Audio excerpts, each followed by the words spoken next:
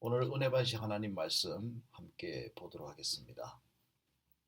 자, 오늘은 마태복음 4장 하반절의 하반 부분입니다. 이 내용으로 천국의 제자들이라는 제목으로 은혜 말씀을 받게 됩니다. 이 천국의 제자들. 예수께서 사역을 시작하시면서 마귀의 시험을 이기시고 나서 이제 본격적으로 사역을 시작하게 되는 장면을 우리가 접하게 됩니다.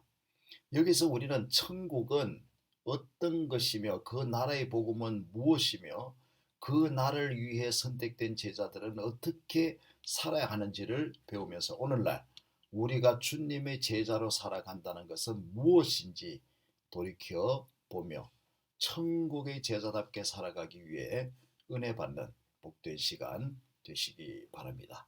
먼저 마태복음 4장 12절에서 13절 말씀 읽어 보겠습니다. 예수께서 요한의 시험을 받으시고 갈릴리로 예수께서 요한의 잡힘을 들으시고 갈릴리로 물러가셨다가 나사렛을 떠나 스불론과 납달리 지경 해변에 있는 가브나움에 가서 사시니. 자, 여기서 세례 요한이 잡힌 소식을 예수께서 듣게 되죠. 자, 우리는 여기서 예수께서 사역을 시작하시면서 좀 놀라운 사실을 목격하게 됩니다. 왜냐하면 사역을 시작하시는 예수께서 요한이 잡혔다는 소식을 듣고서도 갈릴리 지역으로 내려가셨다는 것입니다. 아무리 그래도 뭐 갈릴리 지역으로 내려갔다는 말이 이제 표현이 이제 북쪽인데 올라가지만 예루살렘 중심으로 있기 때문에 거의 다 다른 데로 가는 것들을 다 내려간다고 그러죠. 자, 아무리 그래도 그렇죠. 세례 요한은 예수가 오실 길을 예비하시기 위해서 많은 고난과 어려움을 견디어 왔습니다. 그리고 지금 옥에 갇혀 있는 것도 왕궁의 죄악, 즉 헤롯 왕의 자기 동생의 아내를 취한 것을 적발하고 의를 위해서 외치다가 그렇게 갇히게 된 것이 아닙니까? 자, 인정사정상 한 번쯤은 만나 보셔야 되는 것이 아닌가, 우리는 그렇게 생각할 수 있습니다. 인간적으로 보아도 말입니다. 그렇죠? 그런가 하면 그를 옥에서 구해 주시려고 어떤 대책을 써야 옳지 않는가, 우리는 그렇게 생각할 수 있습니다. 많은 사람들이 아마 그렇게 생각했을 거예요. 그런데 오히려 예수께서는 그 소식에 대하여 관심도 하는 것 같지 않고, 그렇게 관심을 하는 것 같지 않게 보입니다. 그러면서 갈릴리로 가셨습니다. 여기에 예수께서 이렇게 하시는 이유가 무엇인지를 함께 살펴보겠습니다. 자, 그래서 이사야서 선지자의 예언을 성취하기 위해서 그렇게 하신 장면이 나와요. 마태복음 4장입니다. 4장 14절로 15절입니다. 오늘 본문 읽은 말씀의 우회인데요. 자, 이는 선지자 이사야로 하신 말씀을 이루려 하심이라. 일러스되 스불론 땅과 납달리 땅과 요단강 저편 해변길과 이방의 갈릴리여. 자, 예수님께서 갈릴리로 올라가신 것은 선지자 이사야로 하신 말씀을 이루려 하심이라고 하셨죠. 그리고 여기서 우리가 주목해야 할 것은 이방의 갈릴리로 가셨다는 거예요. 이방의 갈릴리라는 이 단어를 우리가 좀 주목해야 됩니다. 왜 이방의 갈릴리라고 하셨고 그곳으로 가셨는가를 알기 위해서 우리 원본을 한번 찾아봐야 됩니다. 그 원본이 이사야서 9장 1절입니다. 자, 9장 1절, 이사야서 9장 1절 읽어드리겠습니다.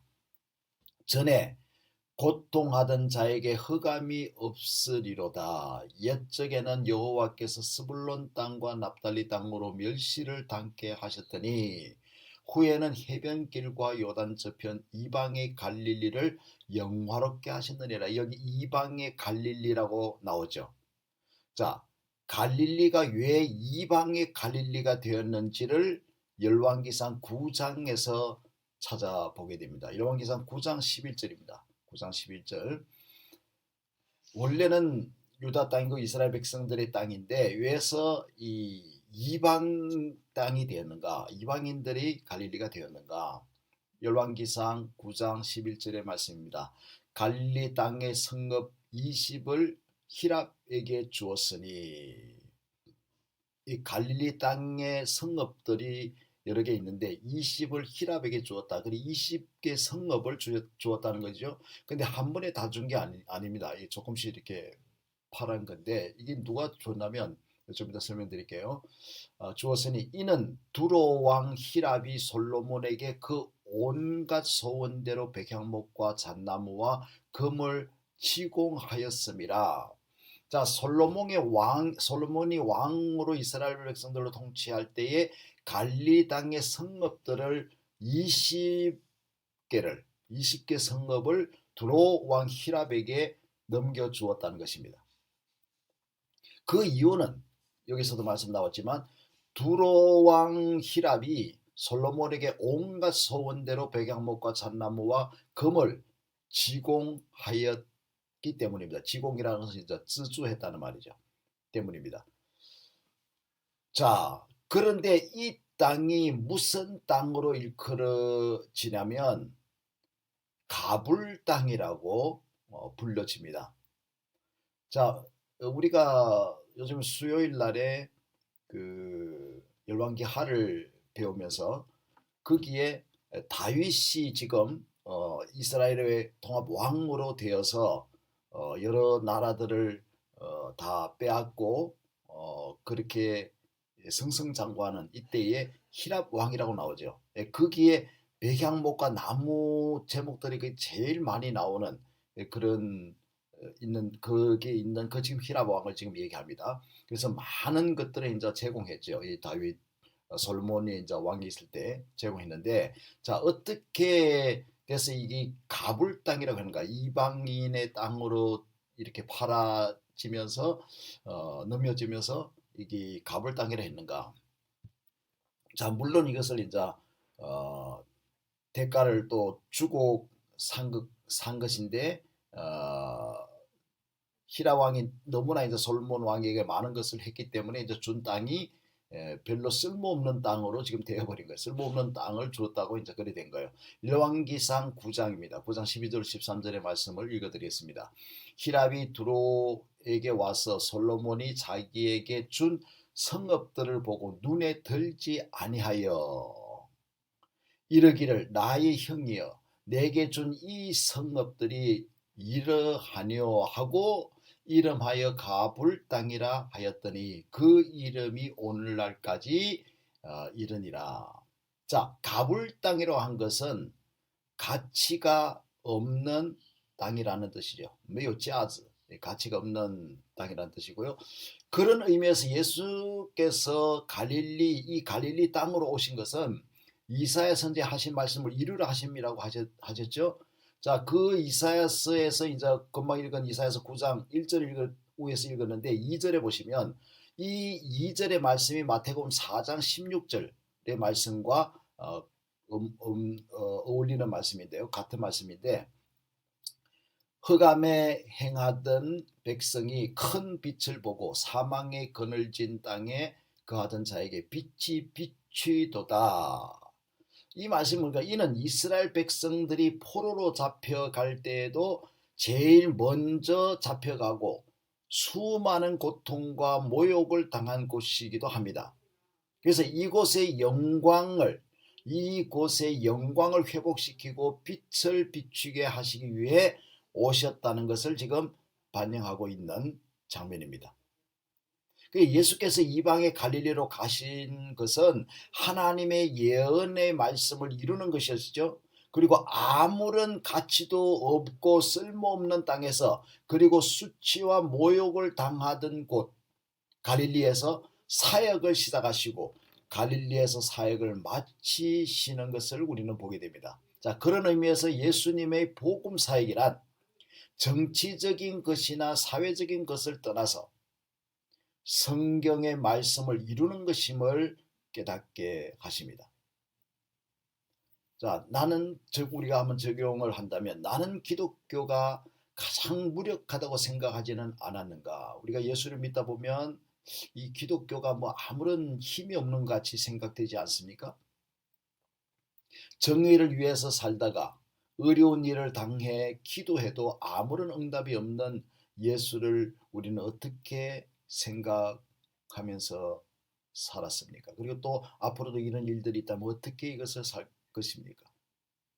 예수님은 세례 요한이 잡혔다는 말을 듣고도 거기에 어떤 다른 반응을 보이지 않고 갈리로 가셨다. 그것은 하나님의 예언의 말씀을 이루는 것입니다. 그 말씀을 이루는 데 있습니다. 자, 그래서 이제 좀 더 아래로 우리가 보셔야 되는데 마태복음 4장 17절 말씀입니다. 이때부터 예수께서 비로소 전파에 가라사대 회개하라 천국이 가까웠느니라 하시더라. 이 말씀은 세례 요한이 외친 말씀과 꼭 같습니다. 그러나 천국에 대한 의미는 좀 다르다는 것을 우리가 알게 될 것입니다.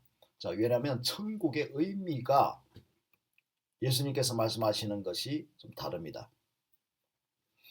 먼저 마태 저자가 말하는 천국에 대하여 설명하도록 해보겠습니다. 마태는 유대인들을 대상으로 복음을 썼기에 유대인들이 함부로 사용하지 않는 하나님, 그리고 유대인들은 하나님 이름이라는 자체를 사용하지 않습니다. 왜? 함부로 그렇게 대할 수 없기 때문에, 이름을 부를 수 없기 때문에.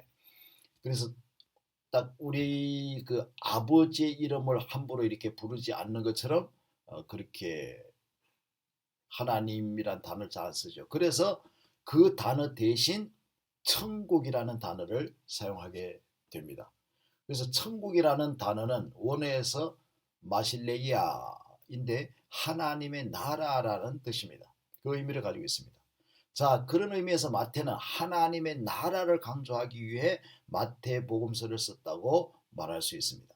마태복음서에 보면 천국이라는 단어가 가장 많이 나옵니다.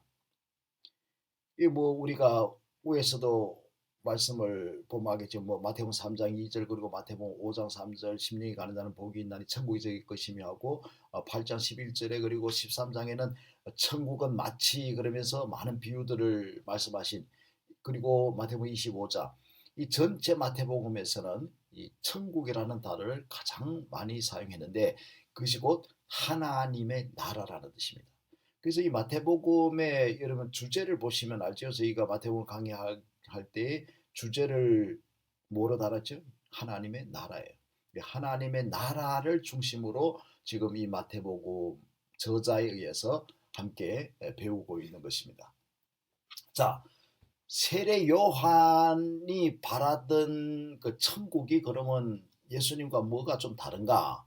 자, 유대인들이 바라던 하나님의 나라는요, 율법으로 다스려지는 나라를 꿈꾸고 있었습니다. 율법에 따라 모든 사람들은 죄의 형벌을 받고 열방의 나라들은 모두 심판을 받는 것이었습니다. 예수님의 제자들이 바라던 하나님의 나라는 사도행전에서 나타나는데 정치적인 군림으로 도래하는 나라를 꿈꾸고 있었습니다. 그래서 이때 당시 가장 힘이 있고 권세가 있었던 로마를 뒤집어 놓는 것이었죠. 세례 요한이 바라던 하나님의 나라는 그러면 어떤 것이었는지 함께 찾아보도록 하겠습니다. 마태복음 11장 2절로 3절의 말씀입니다. 제가 읽어드리겠습니다. 요한이 옥에서 그리스도의 하신 일을 듣고 제자들을 보내어 예수께 여짜오되 오실 그이가 당신이 오니까 우리가 다른 일을 기다리오리까. 자, 세례 요한도 예수님에 대해서 하나님의 나라에 대해서 이 오셨다고 하는데 이 예수님이 오셔서 하시는 행동을 보면서 하나님의 나라에 대하여 좀 잘 이해가 되지 않았던 거예요. 그러니까 자기가 생각하고 있던 하나님 나라와 지금 예수님에서 오셔서 하시는 그 행동을 보면서 뭔가 다른 거예요. 그래서 지금 의문이 생겨서 자기 제자들을 보내서 물어보게 한 것입니다. 오실 메시아가 당신이 맞습니까? 아니면 다른 일을 기다려야 합니까?